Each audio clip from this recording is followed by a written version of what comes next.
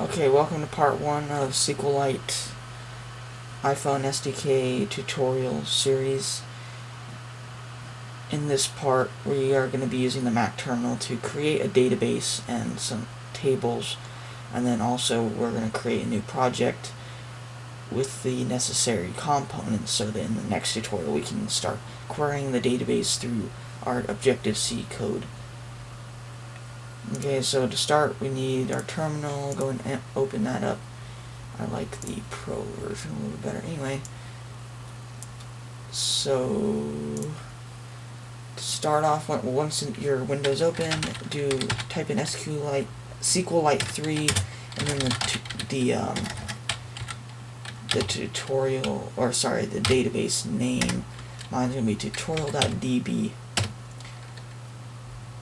Always remember to add a semicolon at the end of each SQL command you put within here, or else they will not be executed properly. So to start off, we can use the .dump function, which is not a SQLite statement, so we don't have to worry about the semicolon. But if you just do .dump, enter, and you can see what's within this database already, which is nothing. You see the begin transaction, semicolon, commit, semicolon. That basically just means it's empty. So we need to create a new table, and we do that by typing in, this is going to be a SQL statement, by the way, create table names, and then within parentheses we have our columns. And first off, for each column we need to have a column name, which is, in this case, I'm going to have an ID, and then after that we need its data type. So it's going to be of type integer, and then we type values, and then we add the value, and let's just call it like John. That's his name, and then remember the semicolon, press enter, and then let's just make another one, like insert into names. Once again, name, values, and Peter. I don't know, I'm just making names here. Semicolon, enter, and then if we do dump again, we can see what all the commands we've executed, but to actually see our table we can do select star, or select all columns from names, semicolon, and we'll get a list.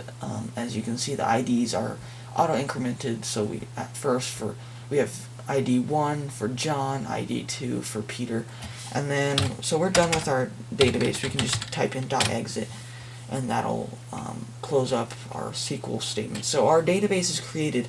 It's going to be stored in a file name tutorial.db. That's just why you add the .db extension to it. Otherwise it'll just be just basically no extension file, I believe. So go ahead and go into Xcode. Whoops. Okay. And then we're going to do a file, new project, just a view-based application. Choose, let's call it SQLite. Save the document, save, and here it is. So what we need to do is actually import our SQLite database file, because what we were doing in the terminal was essentially just creating a SQLite file, and that's what we need to import into our project before we can actually work with the database.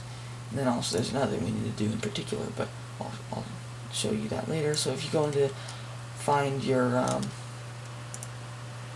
going to search for it here. This is tutorial.db.